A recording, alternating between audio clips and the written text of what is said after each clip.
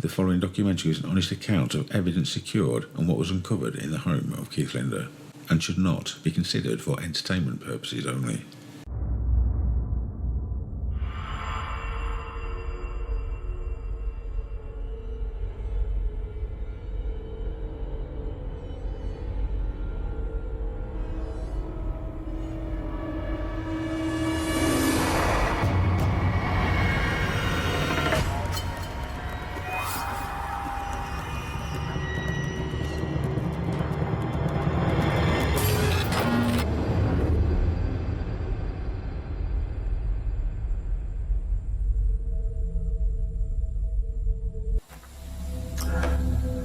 Today is August the 5th, 2014. Hello, this is Keith Linder. Today at 3:39, I got an email saying that motion was detected in the house. Upon checking the email, I saw this photo. Got home about an hour ago. So what you're about to see are the events of the email notification. Once again, this is similar to before, of a presence, of an entity, of an energy ransacking my belongings. This is my office. This is my place of work. This is my refuge. This is AKA the man cave, bat cave. And as you can see, it needs a little bit of tidy-upping. None of this was done by me. This is what I walked into when I got home. Everything, or half of the stuff that's in my closet, once again, is on the floor. Speaker, floor. The computer monitors, both monitors in fact, were facing down. I lifted them up. There's some of my mail on the floor, chairs knocked over. You can see partial of the hallway was in disarray. And you can look here and see Bible was on the floor. We put that up. My hall camera is now gone. That clock, which was once plugged in, is not plugged in. I plugged it in because I wanted to keep track of how many hours transpired before a power outage. These attacks normally begin once the power goes off.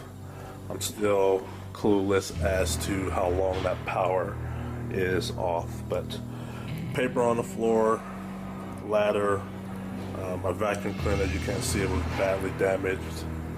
So there you go there. Let's go back to the office. Nothing new here. Well, there's a lot of new here, but a weak rendition of a cross here. Poor excuse in my opinion.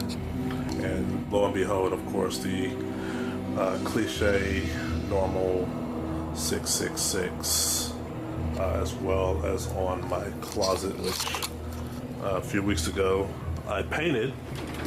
Looks like I'm going to be painting this weekend.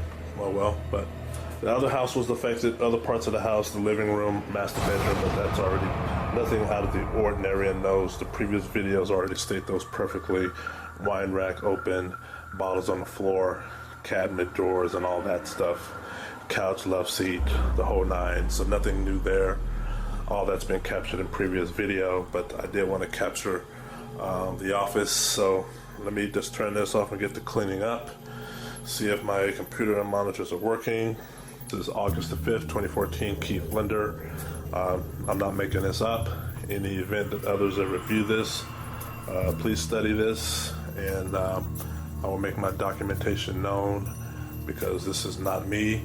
What sane person does this to his own house? And I thank Almighty God for allowing us to stay or keep our sanity, because only through Him are we able to maintain and keep our sanity. This is not easy to deal with, but it's the cards we've been dealt, and Satan or whatever evil spirit that live here, we both know that your days are numbered. And on that, I'll close out. Amen.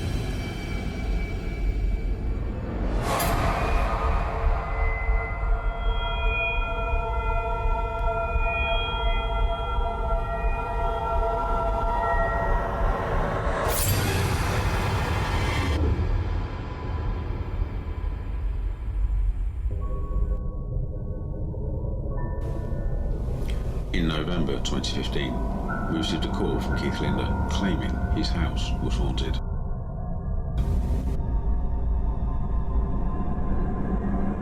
It transpired we'd been investigating one of the most controversial cases America had ever seen. Opinions were split. Some people believe this to be a hoax, other people believe it to be genuine. I think part of it is that nobody believed him when Ghost Adventures came. They just didn't believe him.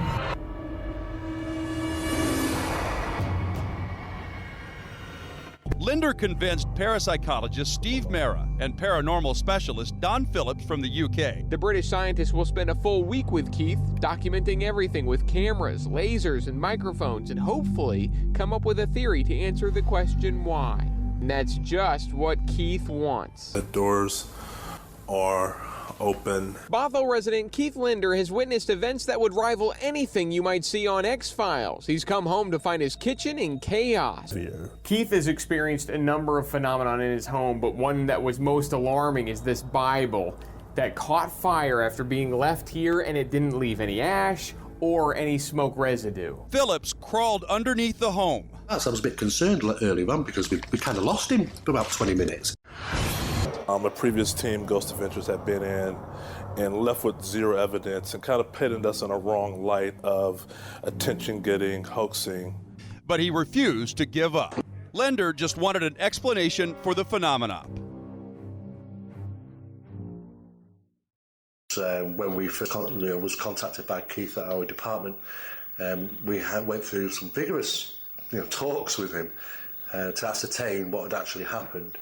And there was a number of things that sparked our interest, so we decided to come along, try and find out what's actually happening here, and hopefully help out Keith a little bit.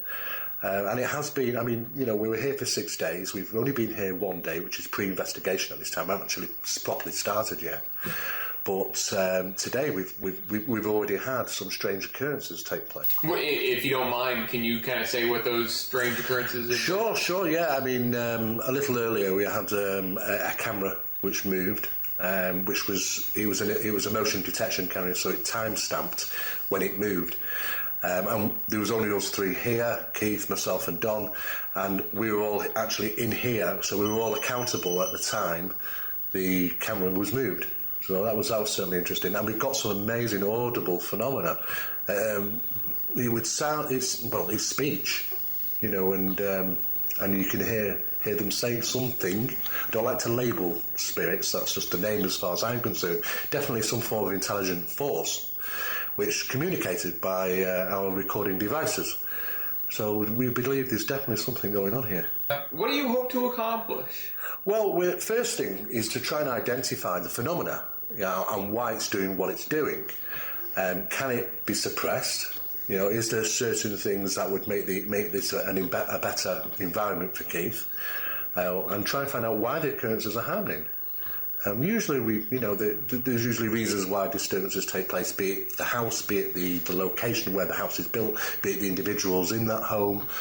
And we'll try and get to the bottom of that. Have an object catch fire that's close to you, or an object that gets thrown that comes within inches of you. Yeah, that will freak you out. So if they throw an object, then it's going to be a series of 2 weeks of objects being thrown. As well as receiving a lot of support, Keith and Tina also receive their fair share of bad publicity. If you make a claim, especially on this scale, whether it's true or whether it's not, in today's society, you will be fired at from all sides and come under one or two raised eyebrows. What I will say is, in the time me and Steve was there conducting this investigation in the home of Keith Linder, he left us alone to get on with our job. He didn't try to influence the case or make any suggestions in any way. The condition we made to Keith was, we will come, we will investigate the case, and we will tell it exactly as we find it. And that's what we did. Furniture destroyed, Bibles catching fire, strange patterns and symbols appearing on the walls and ceiling, and Tina claims to have been the victim of an unseen entity when these scratch marks appeared on her arm. One person we was keen to speak to was the priest who performed the exorcism in the home of Keith Linder. Would Father Roy be able to offer any additional information to help us with the case? So the day before, we'd headed over there to find out. Okay, you mentioned about the atrocities that took place, and It was referenced to Keith's house. Did you mean literally around Keith's house or in areas of Seattle? How location specific is it to where Keith's home is today? As I understand it, the graveyard is under Keith's house. It's under Keith's house? On the property. What I also understand is that when the construction company was given permission to build in that area, they were also given instructions to move the remains in the graves to a different spot. Wow. And it was such a mess, but they just sort of said, well, what's a bone here or there? Yeah. Wow. Yeah. And so you've got that particular issue, and I do believe that what we were dealing with was a really pissed off Indian spirit. My understanding is that the graveyard for this incident is on Keith's property. Literally under Keith's. Yeah, and it's not on the other properties around. So sorry, so that would be extending maybe.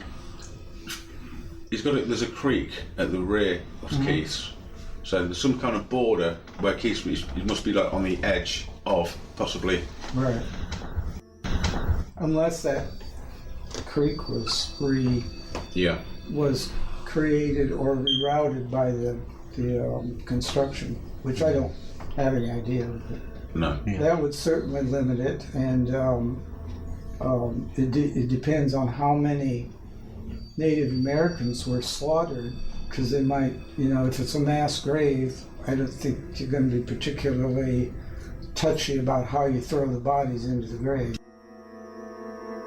Okay, we have an exorcism has been performed, so we don't give people an idea that the exorcism was to rid the house because you thought that everything was evil spirits. I didn't think I wasn't sure it was a demon. I'm not convinced it was a demon. Okay. I think it was a very upset spirit. Father Roy told us that as far as he believed, Keith's home could have been built on an ancient burial ground. Now we were looking for records predating the construction of the housing development, and this meant a visit to City Hall.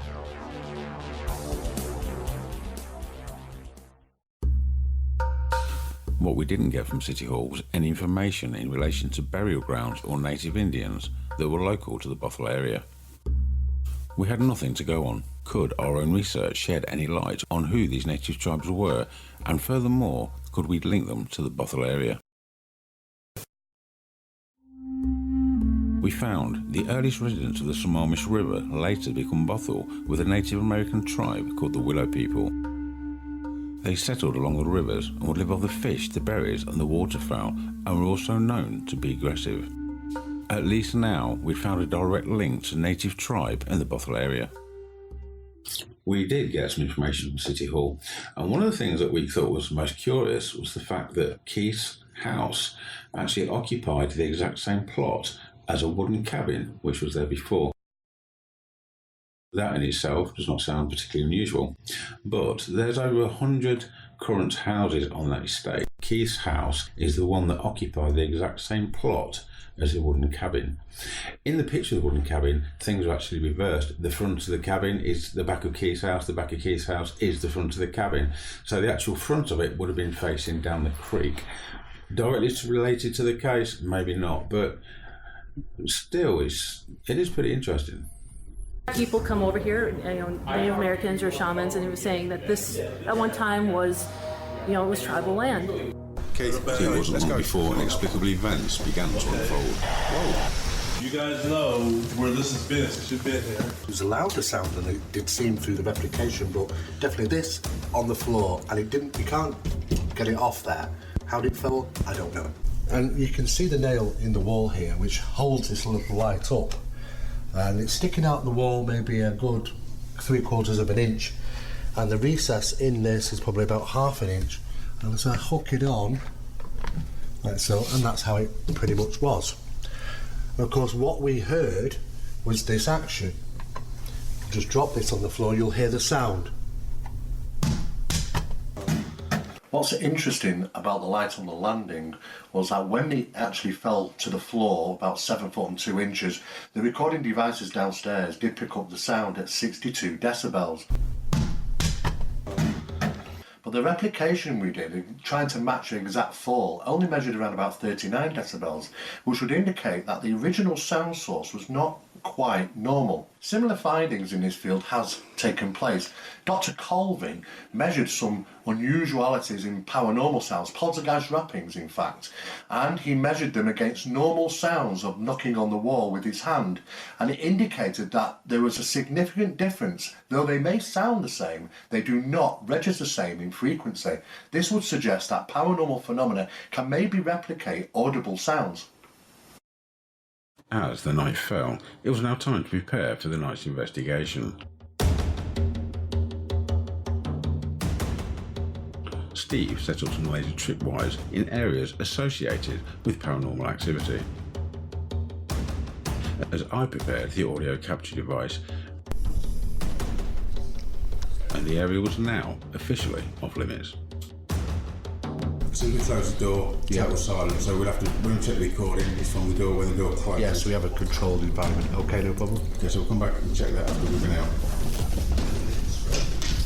During the investigation, I could feel a sudden strange energy emanating from the bedroom, so I called Steve to come and investigate further. We entered into the top bedroom where Don was picking up a strange energy of some sort, but what was really interesting was that it was actually caught on the FLIR camera. The image on the spot of the FLIR camera, Don was immediately drawn to. He placed his hand near it. He claimed he could feel the energy coming from it. We came in here last night and there was energy, and I'm describing it as an energy. Steve said they don't know what it was. I'm describing it as an energy that was emanating from the wall. It wasn't picking up thermal heats. That area was actually colder than anywhere else along that wall. As if he could feel this spot on the camera. And of course, when we looked at that piece of footage, it was very interesting. We also took a second recording the following night in the same location, and surprisingly, that anomaly wasn't there. Fit mode, there's nothing there. So there's nothing there at the minute then, Steve? No, there's nothing there at the minute, but we'll see how we go on through the night. We just never know, in an hour or two. Okay, brilliant. Probably one of the most remarkable things was the voices, the audible voices. In fact, a few of them came out the air. Now, I've spent 32 years in this field and I've never come across anything like that before. And in fact, it did actually send a bit of a chill down my back. But nevertheless, though, these voices seemed to be answering to Don, answering questions, and came straight out the air. It was absolutely fascinating. I have no explanation for it, but some of these recordings were across numerous different recorders at the same time, recorded in a silent environment, and we got different things on them, which would suggest they're not harmonic.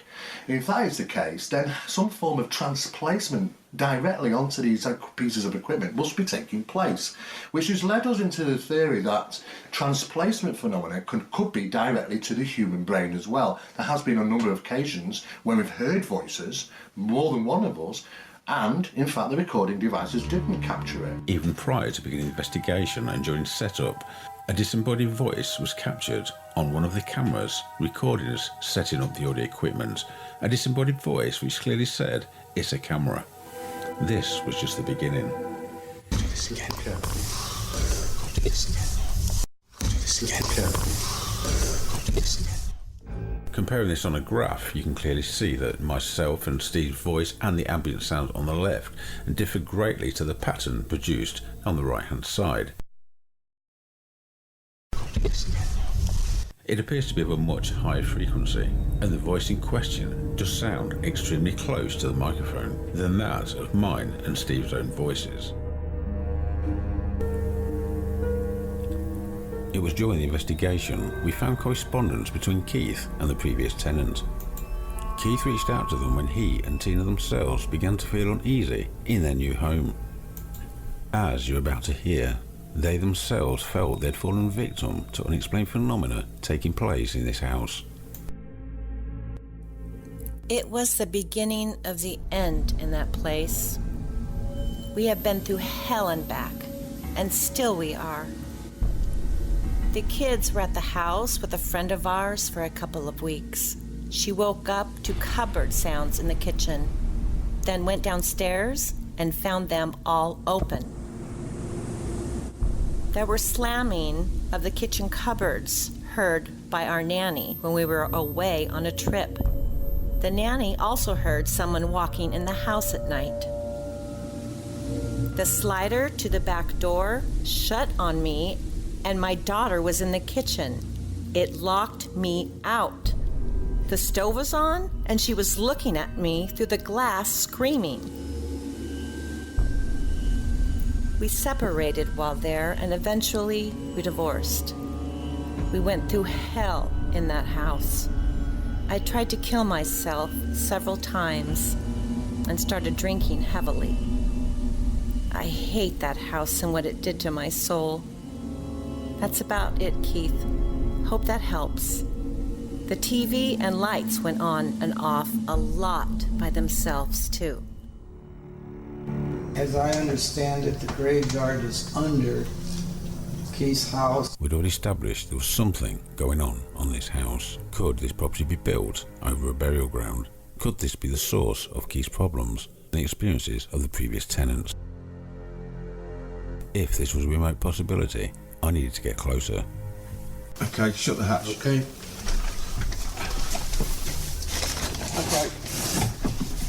Okay.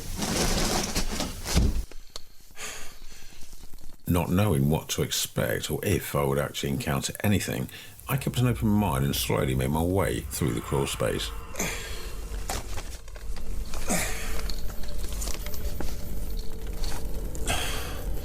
Okay, so I'm in the crawl space of Keith's at the moment.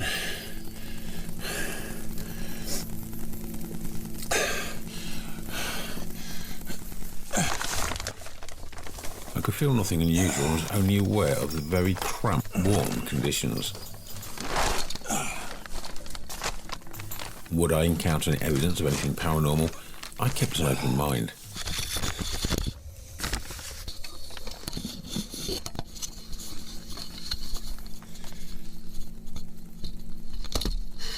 A short time later, and for apparently no reason, my walkie-talkie suddenly activated, taking me by surprise.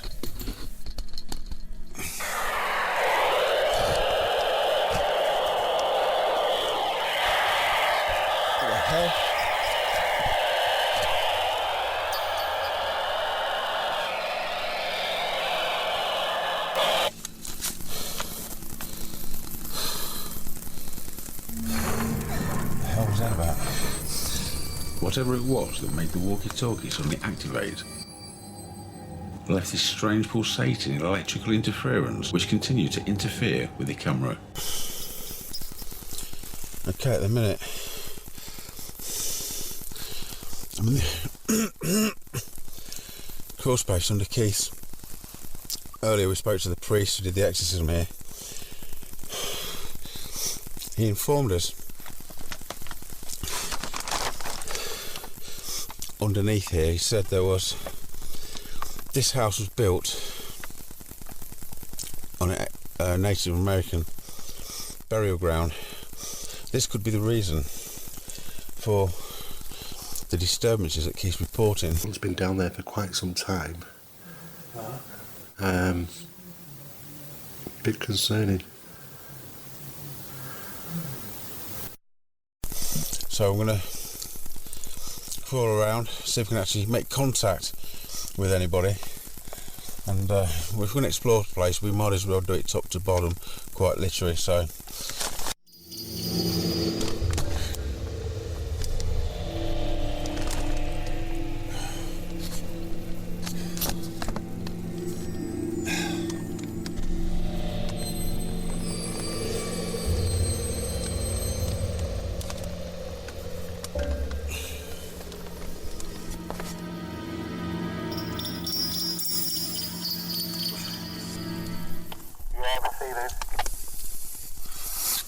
okay, down here it's kind of cramped.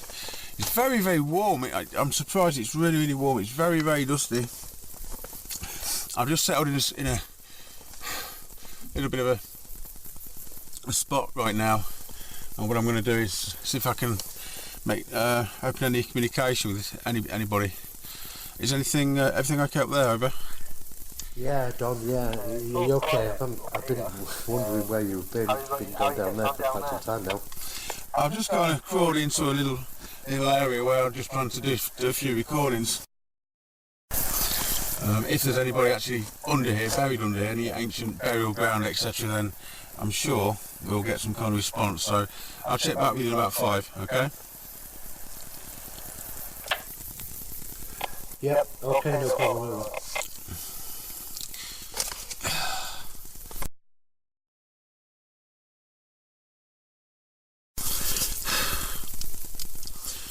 Steve, can you confirm there's no TV or anything on upstairs?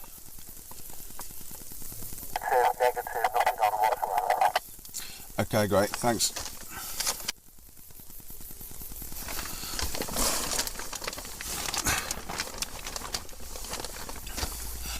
My first attempt resulted in very little more than just static. Then everything changed when I suddenly felt a strong spirit presence, which suddenly came from nowhere. Strong. I need to locate whereabouts they or you are. I need to confirm, are they native Indians? Can somebody tell me, are they native Indians? If that is the case, I just want to say, yes, they are. Or I need somebody to say, they are native Indians. Or yes, native Indians. This time, I got a response.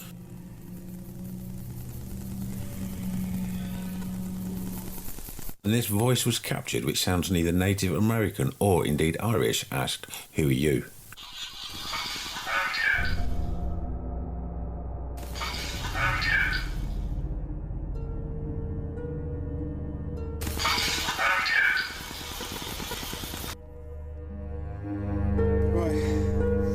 For several minutes, I continued asking questions in an attempt to get replies. This was another reply which sounds like a female that's asking, "Help us."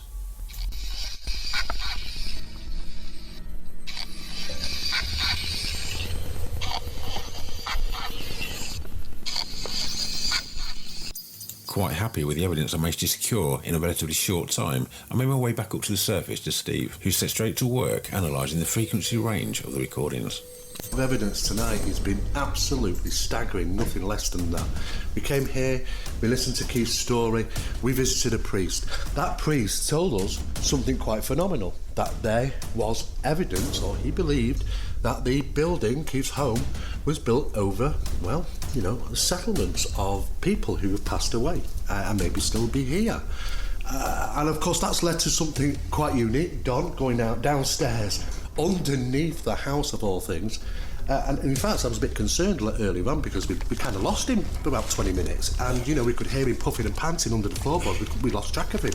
Nevertheless though, he popped his head up, you know, absolutely flabbergasted. He said he's got these recordings, and I thought, well, okay, let's listen to them, you know. And I went over there and we put them on, and you know, I've never heard anything like it. They were as if they were there just talking to him. I have watched Don Phillips and Steve Mera come into this house and each day compile, gather, analyze, and show me the evidence. This has been a new and I guess very new experience in the sense that finally,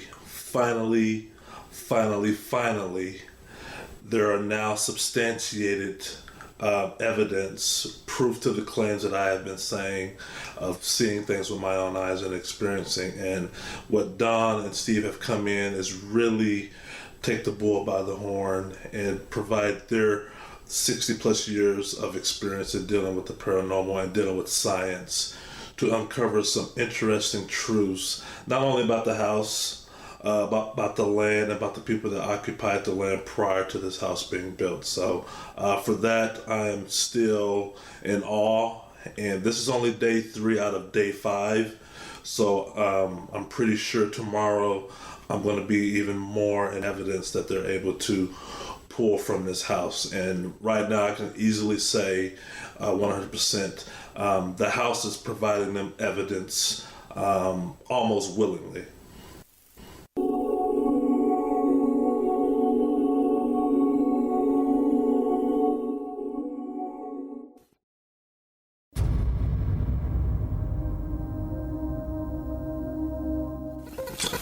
Okay guys, can you please confirm for me the brothel case we've just done, that there is nothing negative and nothing there to harm or the intent of harming Keith Linder now?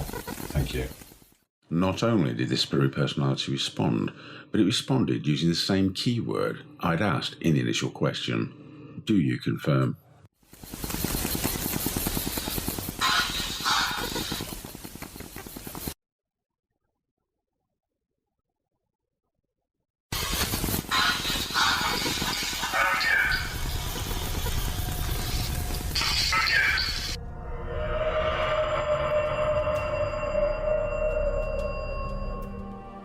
The evidence was now mounting, and I'd achieved many successful spirit communications already in the time that we'd been in Keith Linder's, but we needed independent evaluation, so we sent some samples to long-term paranormal researcher Barry Fitzgerald. My name is Barry Fitzgerald, and I'm a long-time researcher of the supernatural and a world traveller. Don Phillips and Stephen Mera forwarded me some samples of EVPs they captured on one of their cases and asked for my analysis. I found it interesting when breaking the samples into various frequency ranges that the male voice, which can be clearly heard in the EVP, actually appears stronger in the higher ranges and way above the ranges of the normal human male or female voice. Working with Don for a couple of years, I've witnessed some profound phenomena, and in fact people that have been with us I just don't know how to explain it. It's very, very bizarre. Call it an ITC specialist, a catalyst, these numerous different names, but at the end of the day, paranormal phenomena certainly seems to manifest around him. It definitely sounds like this. Yeah, so we'll carry on. Recording in each room. We'll go downstairs, we can review those. You receiving over?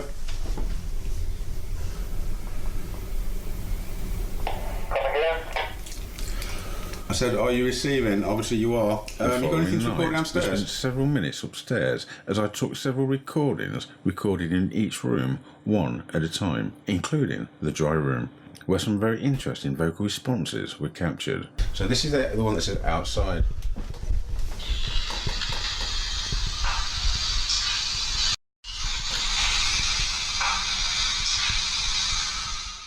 Downstairs, check the recordings, play them through the amplifier to see if they still sounded the same to us as they did as captured on the digital recorder. So within this, we're going to see if we can pick out and identify what's been said. We've had get out of here, it sounded like go outside. Right, there is what we thought said get out of here. We'll play that again.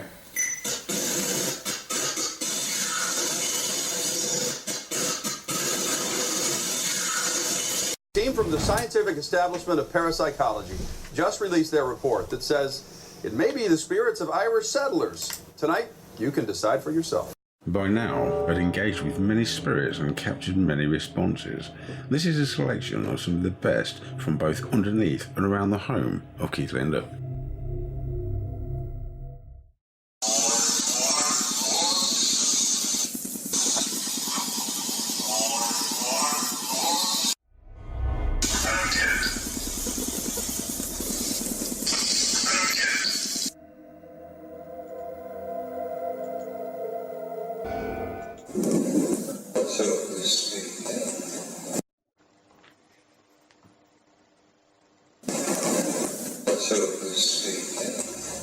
It's terrible outside.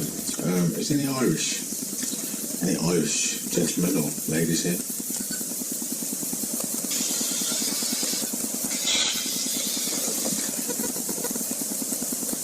Thank you.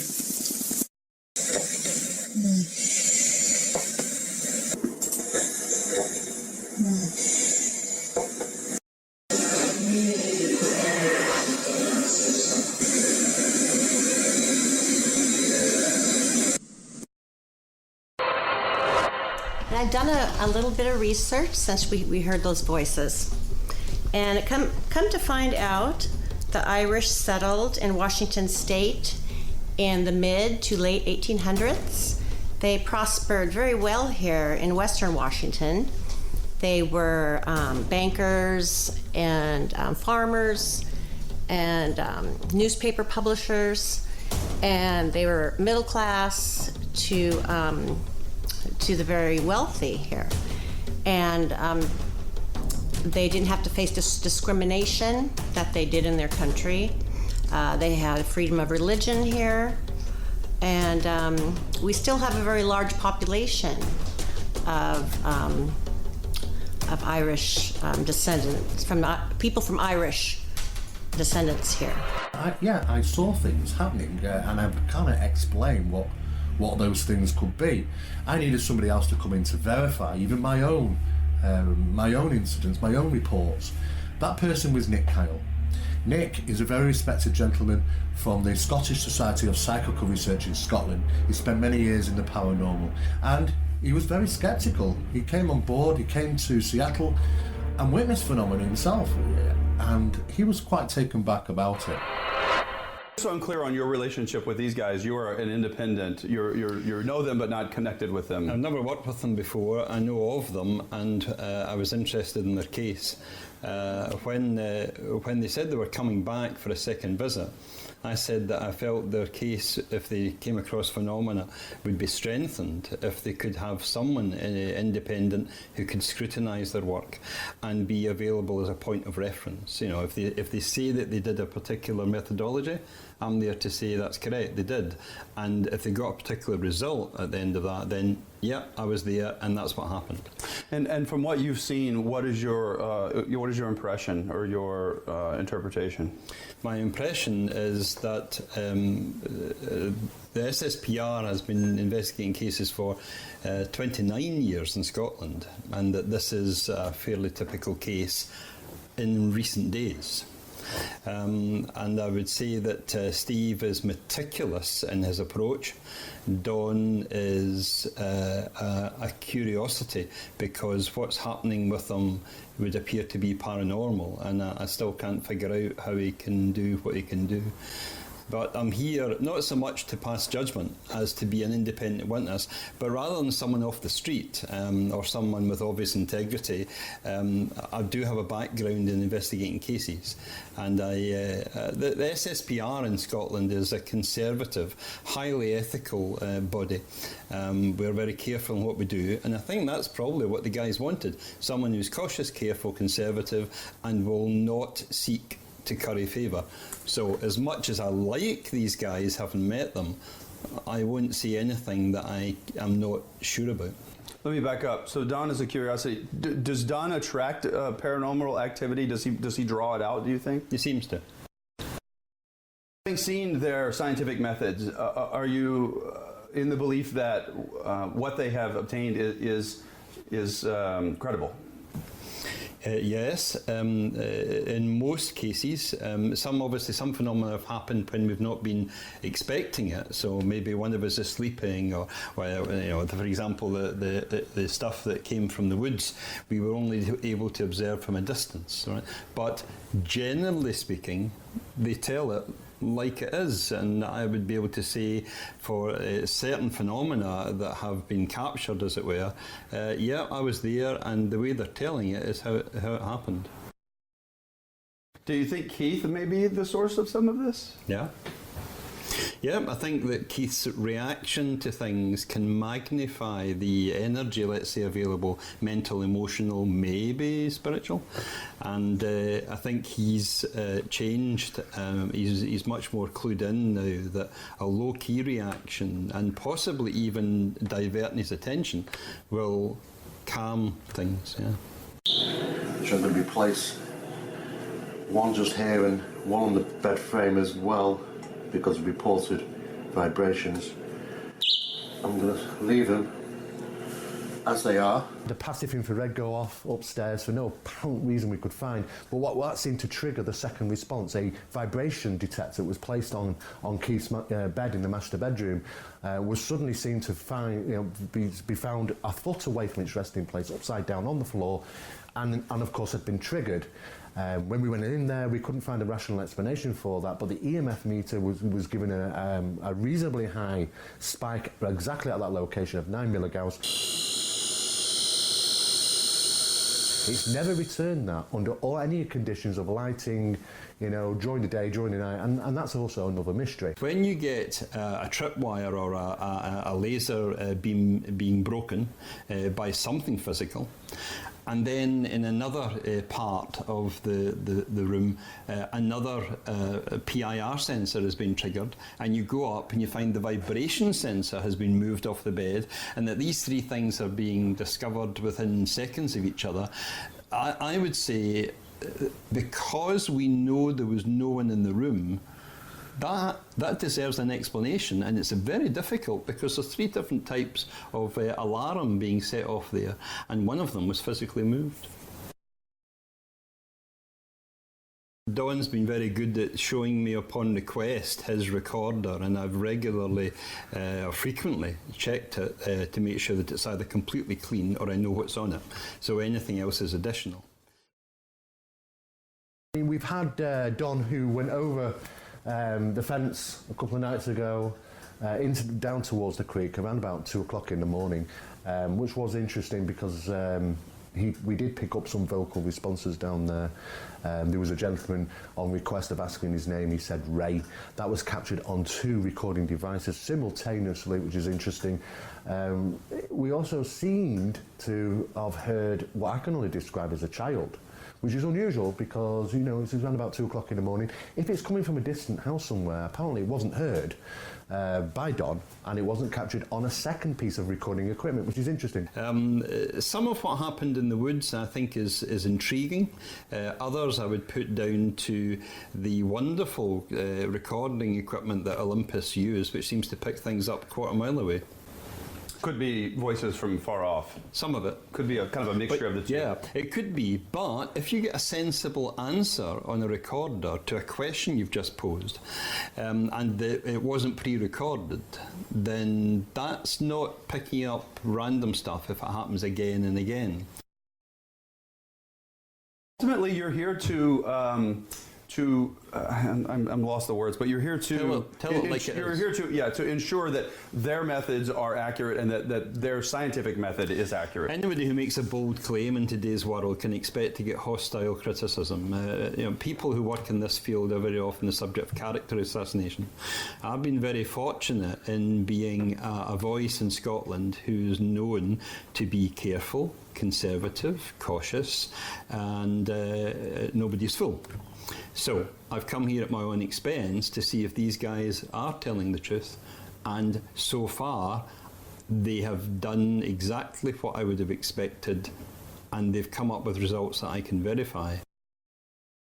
We did also do what we refer to as a strobe experiment on the upstairs landing. I believe that was last night.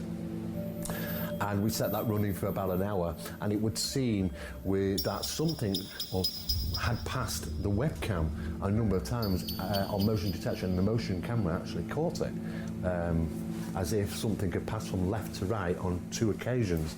That's quite interesting. As before, environmental monitoring equipment was set up, recorders were placed, and the rooms were sealed off. And just like before, it wasn't long before inexplicable events began to unfold. We got tripwire going off in the master bedroom. We are still looking into why this picture would have left the wall at the same time the alarms were triggered. Also coinciding with the alarm going off.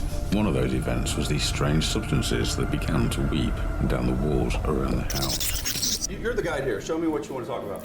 Okay, so there's a multitude of little occurrences going on, for which we haven't actually got explanations at this time. One of the alarms went off in the bedroom. Steve ran upstairs. Okay. At the point he got there, this picture literally fell. We don't know. There was a bang. We came out. The picture was wedged, absolutely wedged in there. I actually found the whole picture thing actually quite interesting. Nick Kyle, unfortunately, wasn't there to witness the event, so therefore he thought there was just a couple of seconds elapsed time between when Steve passed the picture and it actually hit its resting place. This actually wasn't the case. I've been talking with Steve for several seconds in the doorway at the top of the stairs prior to this event occurring.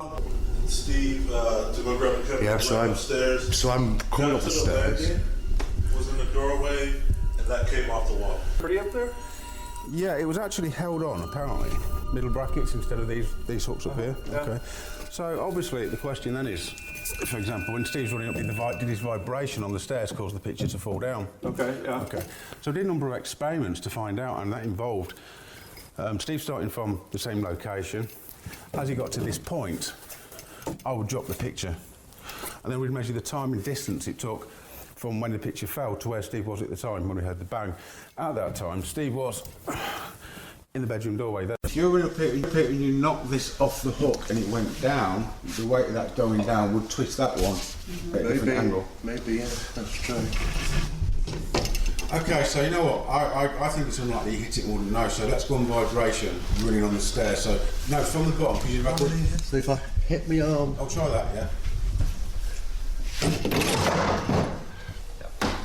Could be. But we didn't hear that sound, the bang, until I got to here.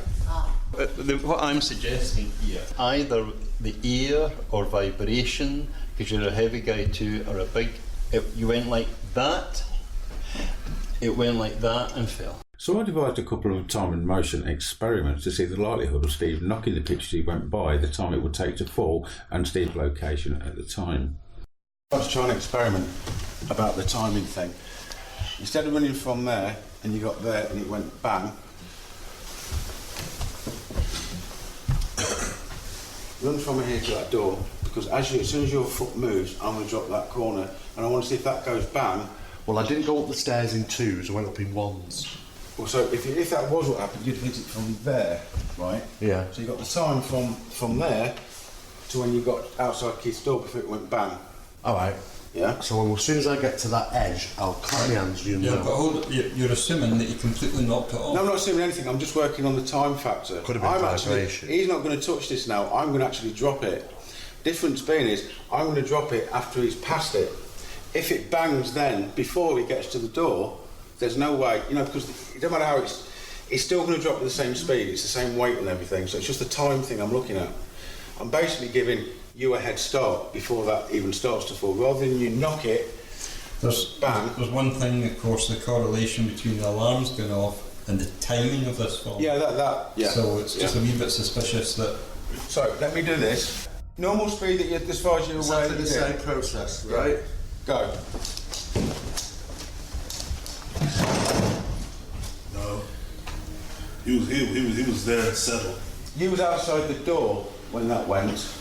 That's a long lot of time. There's a big time difference between when we had the bang and when you passed the thing. Try it one more time. Okay.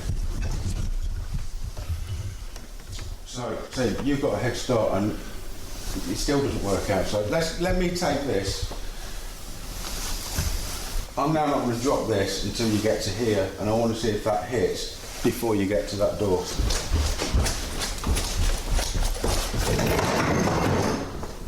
Last time when that banged, you had passed it at that point there. Yeah. You was actually in the doorway. I was kind of here. I had to come out of the room with you, and you was here. You had to go like, what was that? Yeah. There's no way you've got time to knock that with your elbow, run up here and get to this point. That would have to fall in slow motion to do that. That's the thing I'm saying about the time thing. It is interesting at the same time that these are... Plus, they run at the same time. It's not conclusive, but I'm just trying to demonstrate the chances that it's you just knocking it off the wall and it banging is pretty minimal based on the time. Pretty interesting stuff there. Alternative explanation maybe, but I personally cannot see a way physically if that was not the position of Steve, difference between that and the bang where Steve's position was. I was in there with him, we had a couple of words, also coinciding with the alarm going off. Just going to see Keith now to see what monitoring he's actually got in this house. Yeah, so this is my master bedroom, and for the last 2 hours I had an idea, and I'm sort of kind of running with it, of lacing the bedroom and the bathroom with tripwire. Okay. Because I've noticed during this time of day, when I'm home working, normally this here by myself, they walk a path of bathroom, bedroom, hallway. Oh, that's what it seems to be. That's what it seems to be, yeah. So I figured, why not just lace what I think that pathway to be, have a camera in there. Hasn't been a camera in the bedroom in a long time that can pan to all my lay down wires on the floor, bed. I can pivot left to right, up, down. And then, of course, if the alarm does go on, you can see if there's anything obvious. I can see it. I can monitor it from my cell phone, from computer in the office, and from computer downstairs, and never have to go into this room again until time to retrieve those items. But yeah, I can monitor it, put some voice recorders in there. I find the timing coincidental, or too much of a coincidence. Inconclusive. Yeah. In a sense of alarm, Steve's there, a bang, and another portion of the house, and all attention gets diverted to that because it was a loud bang, poster or picture came down off the wall, and now we're doing that. So that's interesting. We don't know if it's paranormal. Mm-hmm. We don't know if it was just mundane explanation, but our job is to investigate, and this is the sort of thing that we have to do. Yeah, but I mean, most pictures don't fall off the wall when you go up the stairs. No, but we ran off. Still not. I'm touching the wall, and it's not. Yeah. Also, it's quite high up as well. I mean, we took all this into consideration, the height and everything.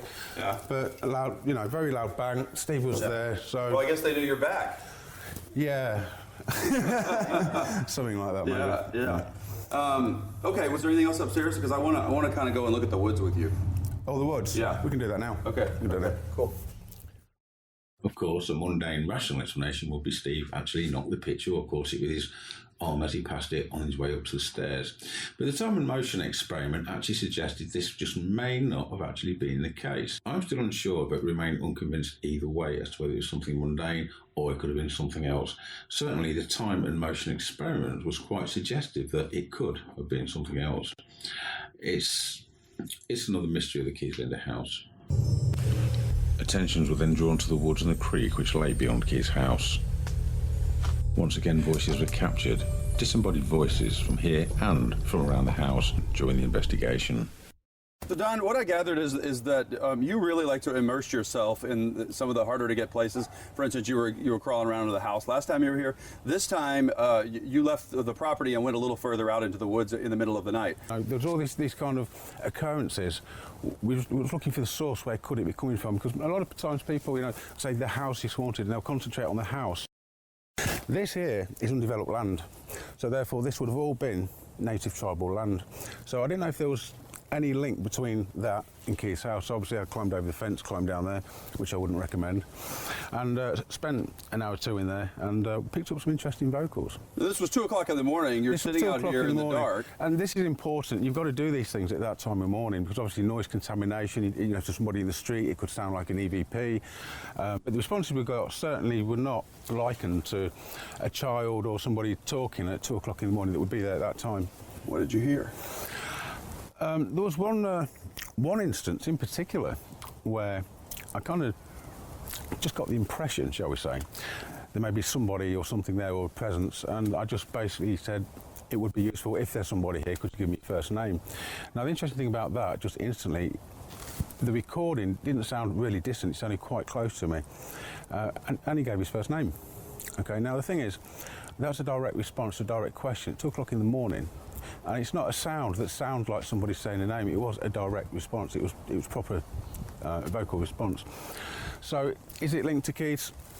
I don't know, but obviously it's just something that we have to investigate.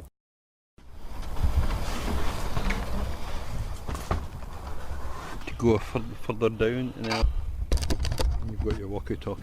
Yeah, I'm fine.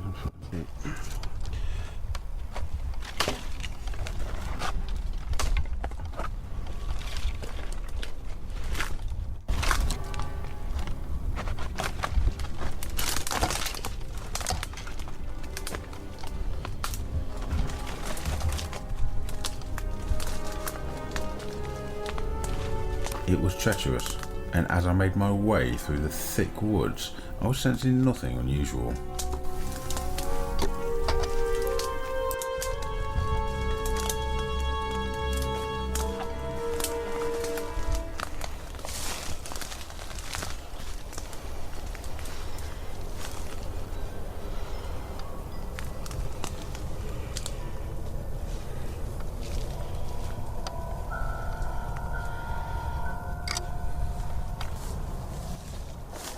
Eventually I came across an area which was a little more accommodating.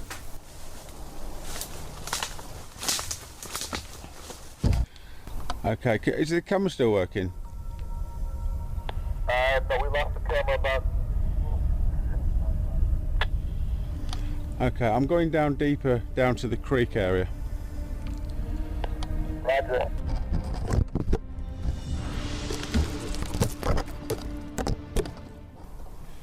I think we're got a night vision.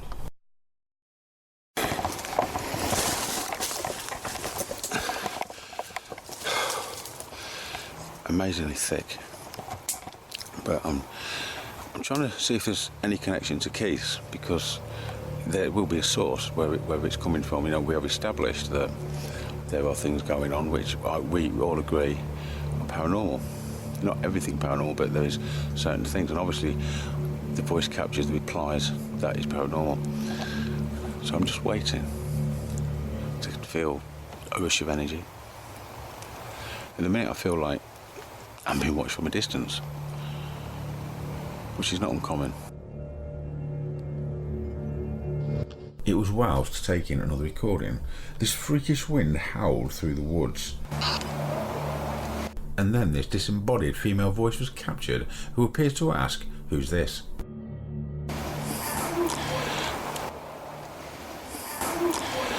Following another question, and just like before, a female voice is heard, which seems to be in response which was captured by the camera audio. But yet again, we can't be sure of who or what it was. Is there a connection between this place and Keith? That's all I'm trying to establish. I'd now been in the woods for some time, and I suddenly became aware of a spirit presence. At the same time, I noticed a drop in temperature, and although the timing was perfect, it could have been coincidental. Come and see me. Can you show yourself?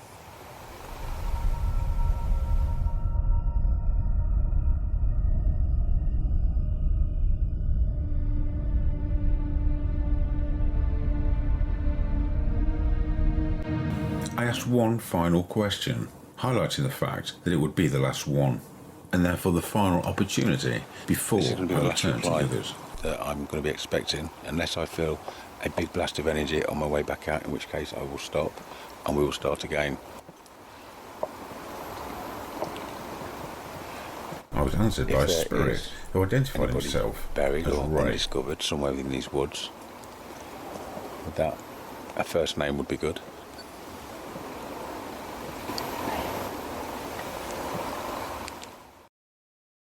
This was recorded directly onto the video camera microphone and in real time.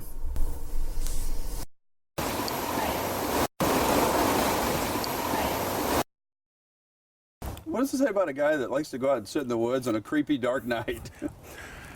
We do whatever we have to do. You know, it's not a case of liking. I mean, I don't look forward to crawling around in a crawl space or crawling around in the dark in woods and things, but at the end of the day, we are searching for answers, and we just do anything that involves is to try and get them answers. We'll never prove 100% one way or another what these things that happen are, but I think it's important that if people are experiencing such phenomena, that, you know, it's okay to put it out there and ask. Who's Ray? I have no idea. Good question, right? Good question. Yeah. Okay. Keith had reported a number of strange markings that had appeared on his walls and doors in the house, and in fact there was a strange undulating pattern to them. An artist described them as a work of art and could not work out the process of application, wasn't sprayed, painted or dripped on. In fact, David Rose from Fox TV came out to find out what was the story behind the strange markings. Why is this door in the middle of your garage? So 3 weeks ago, I was in my office and I saw my closet door. It was open, normally I have it closed. I saw on the door that there were parts that I did not paint over. You see this is white here, and it's a little bit different off-color white here. So when I saw this is missing because they took it off to study and analyze it, and I saw this, I came up with the idea, and I emailed these guys, of taking it to the paint store and having the guys at the paint store look at it. Number one, tell me what kind of brush or spray or what tool method could do this, and what kind of paint is this? So we took the door off the hinges in my office and carried it or drove it to the paint store, and then had the guys look at it, and they couldn't tell me what this and this was. okay? And then they couldn't tell me what type of method was used to paint that. Granted, they're not seeing the 6 that's covered up here, but it's enough to go on. And the guy was like, I don't know what that is. So What used to be on this door? this is the 666 up from the office, painted over that. So, and this was all over the door, but they didn't know. So it's kind of like a wasted trip. And then it was time to bring this door back home. And then that's when our friend Patty noticed these things on the inside of the cover of her truck. So the same markings on the cover match this design? Yeah. I went to the paint store because these guys mess with paint every day. And when they're dumbfounded, I'm especially dumbfounded because they're looking at these and they don't know what it is. But I'm hoping they knew what it was, but they didn't know. So we're rubbing this, so I'm looking at this, and then now it's time just to bring the door back, okay? Bring the door back, mission failure. But now I got this on a friend's truck, more so spread out, and it's the same patterns, or it's the same, well, number one, it's the same color. It's the same streaks, same dots, same acrylic feel, and it's all over the cover of her truck. And we're in that truck. It's 5 minutes to get there, 5 minutes to come back, 20 minutes in the store. We were going about 30 minutes, and it's right up the street. So whatever did this, to the truck, did it in a time frame of 30 minutes. Wow. 30 minutes. Yeah. And the contents of the truck was all dry. Nothing's wet on the cover of the truck. Yeah, so the truck started out just being a means of carrying my office closet door to the paint store to get the paint store analyzed. And it's about 5 minutes up the street to paint store. And they couldn't tell what was the paint itself, what was made out of, the method used to paint that on the door. So we came back empty-handed, put the door back into the flatbed, and drove back. And then when we pulled up into the driveway, as I was pulling the door out, she lifted this up and she noticed all these markings. And if you look close, you see these patterns, and they're kind of scattered throughout the truck. There's these weird lines, streaks, kind of like a spin, spiral, little dots and everywhere throughout the whole truck. And this was not here before? No, that was not here before. Because it almost looks like somebody took a pencil and, went like that, but that's not what it is, huh? No, because this goes all the way down. It's throughout. It's here. You got to really look. Oh, I see. If I you see what you're saying, yeah. Yeah, it's everywhere. It's everywhere, even here. It's here, there. It's throughout the cover of the truck. And the thing I notice about these markings is they're identical to what's on the door, of the closet door. And I can show you the closet door and let you do a comparison yourself, because you're going to see familiar themes of the dots, the streaks. It's black, obviously. And I think we were probably in this truck maybe 10 minutes to and fro. We spent maybe 20 minutes of the time being gone in the store. And it's just weird. So what do you think it is? I think somehow by us putting the door back here, either, for lack of a better word, some type of weird ghost cross-contamination type deal. That's as far as my mind will let me go with this, because number one, this is not my truck. It's her husband's truck. She did text him while here and say, honey, are these markings, on this truck before? He's like, no, I've never seen that before. He wouldn't know, it being his truck. Do they scrape off or anything? Or they took samples off the one in the door. I'm going to, before moving, he's going to give this to me and replace it, because it's going to be used for research moving forward. But they have not scraped this. This is the first time this has been back to the house since the first day. But all this is on the office, so they want to scrape it off here and compare it to the markings on the closet door to see, number one, are the ingredients the same? They're pretty sure the signature is the same, but they want to see if the same, what's this stuff made out of? Is it acrylic? Is it paint? What is it? The markings, which had seemingly appeared on Keith's walls, ceilings and doors, were actually unusual for many, many reasons. One of the things is that the actual application itself, it wasn't dripped on, from what we said, it wasn't sprayed on. Me and Steve spent an awful long time researching different paint methods, different applications, and even spray equipment. I even had a little sneaky look around Keith's garage, which he wasn't aware of, looking for some kind of spray canister which would have that effect. You know, we're there to investigate, and when we investigate, we have to investigate all possibilities. But needless to say, we didn't find anything, and neither could we match that spray pattern to anything else which could have caused it. I'm not actually saying that there's nothing out there to replicate that pattern, but we spent an awful long time and we didn't find anything. The only thing we could find which closely matched and resembled the patterns on Keith's walls was through the decorative arts of the native Indians. Their horsehair pottery, achieved by heating up a kiln, placing their pottery inside and then literally placing horsehair upon the surface, leaving behind a permanent carbon-based pattern. Comparing both Keith's sample and the picture on the right hand side, they do seem to resemble each other very closely. Things took a further twist when these substances began to weep down the walls. This type of activity was 2 years ago of something being on the walls. Okay. So this gave me a little bit of rise of suspicion because I haven't had this level of activity in about 2 years. So what did you find? Last week came home, normal work day, came into the house sort of like this, turned the TV on, sat right here to watch the news. In about 30 minutes of sitting down, I'm looking straight at the TV and I'm seeing streaks coming from underneath the painting, okay? And knowing that that's something worth looking at because number one, it's streaks coming down and there's no pipe, there's nothing plumbing behind this wall, but this does fit the MO of previous activity. So what'd you do? So I got up and I took this off to see what the streaks were. And you can see there's 3 streaks. There's like a circle down, circle down, circle down. I looked at this one first because first I thought, is there a hole or something here that's coming from? And there isn't. And then I came over to this one, there isn't, no hole. And at the time when this was happening, this was sort of wet. It's kind of oily, not sticky though, but very oily, very light. And I got a tissue to see if it had a color. So I laid a tissue on it, no color. And I called Patty, because she lives relatively close, and I wanted to get a witness to vouch, number one, that I didn't do it, and have her see it to see, because when she got here 30 minutes later, it was still coming down.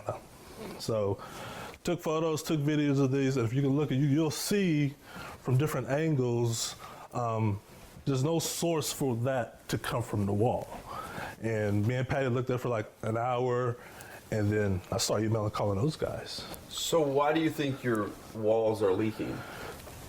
Well, I don't think the walls itself is leaking. I think this is the entity that lives here's way of getting attention. Because number one, I'm watching TV, I'm looking straight like this. What better way to give me attention or get itself attention than, hey, let me just throw some streaks in his peripheral view. He's watching TV. This is an oddball. There's no reason why this should be coming from the back of a photo. There's nothing, this photo's been here for over a year. Now I got this, so let me get up and analyze it, and that's what they do. Once you get up and start poking around, it's letting you know, yeah, we're still here, we're still doing our little thing.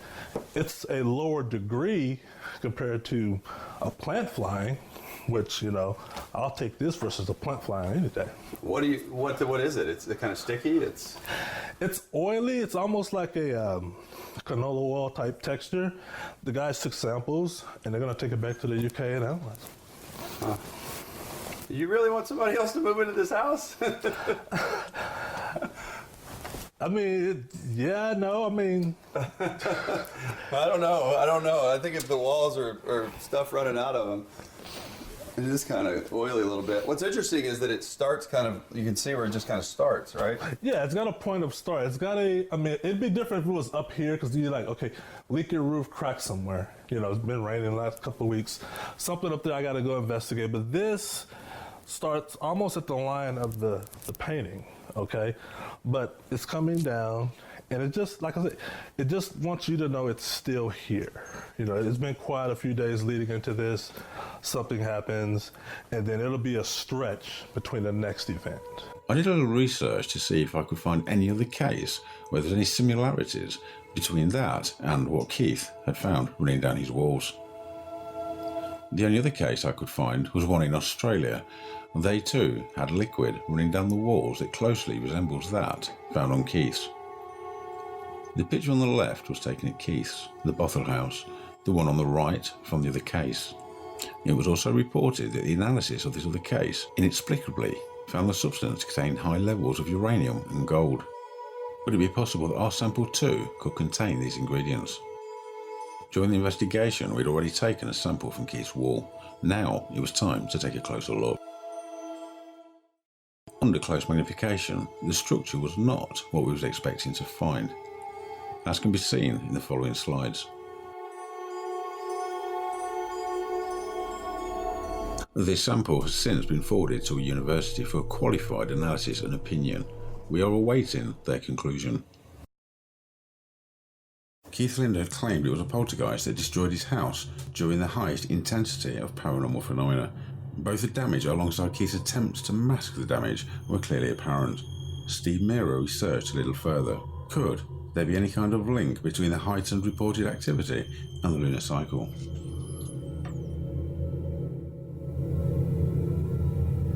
Taken notes in regards to the type of disturbances and when they had started in 2012 and it continued to 2015. We noted these on graphs as the most significant incidents seemed to be taking place around the spring, what you refer to as the spring rise or spring equinox, and also the summer rise, the summer solstice. But there was a number, say 2 or 3 events that did not fall into this pattern. It does not follow predictive path. We also looked into the lunar cycle correlations to check to see if there's an association regarding peak experiences and peak increases. August the 16th, 2012's new moon, April the 16th, 2013's waxing crescent moon, August the 16th, 2013 waxing Skipper's moon.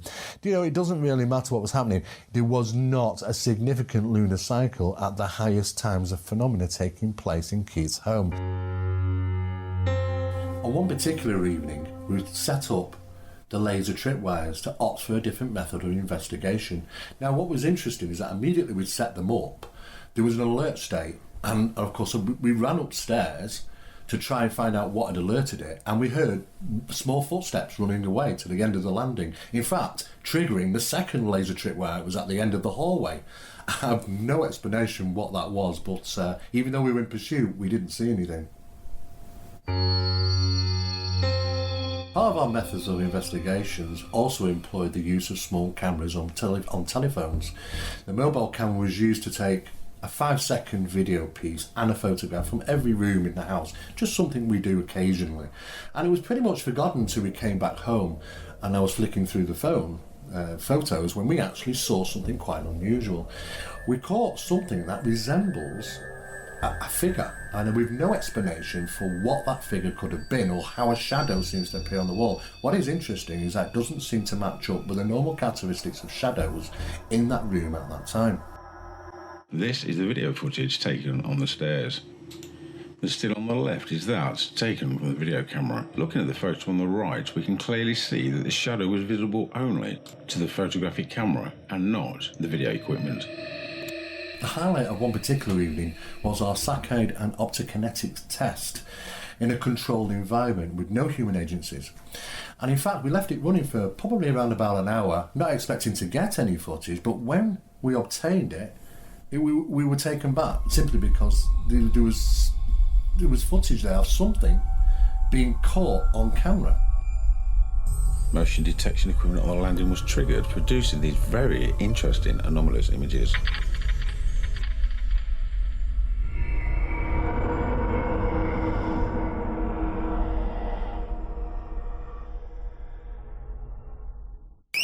How did that go off? I don't know. We weren't in there. We weren't in there? No. I'll have to take it off from downstairs. Okay. What is your determination about the level of activity in the house now? And go back and talk about what's caused this, do you think? The cause of this phenomenon is pretty much unknown. I mean, initially it was very confusing because with poltergeist infestations, we're normally dealing with usually children, adolescents in the environment. It usually affects individuals and families which are usually having some type of problems or trauma in the family, be it financial difficulties, family issues, living conditions, environmental problems, those sort of issues. Well, to be honest, we've not found any of those things here, which just makes it really an unusual case. However, some of the phenomena that's taking place is certainly demonstrative of poltergeist infestations. But at this moment in time, I would say that we've actually dropped that subdued it to kind of just like a footprint of haunting, a low level, low frequency, low severity haunting. We could be dealing with a location which is haunted. You would not caution somebody about moving into the house. You feel this house is safe. I feel the house is safe. Absolutely. I don't think that there will be a problem for anybody moving. Some people would say, I'm not spending the night in the house. Well, in the UK, people would love to move into a house like this. It's very probably. However, it's not everybody's cup of tea, but it's a beautiful home.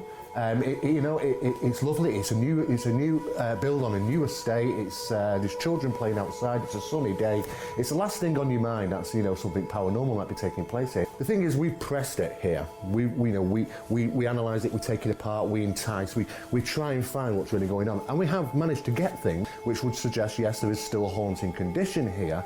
However, most people living their lives, going to work, coming home, watching TV, they got children and stuff, they probably wouldn't experience anything. For us, we have our methods of obtaining that evidence. Unfortunately, we were not called in right at the start, at the beginning of this case, when these strange markings and symbols appeared on Keith's doors, ceilings and his walls. Therefore, we cannot conclude on something we were not involved in at the time. All what we can conclude on is our own findings of the investigation. It does give some sort of credence to possible attachment. My biggest fear when I move is this thing going to follow me.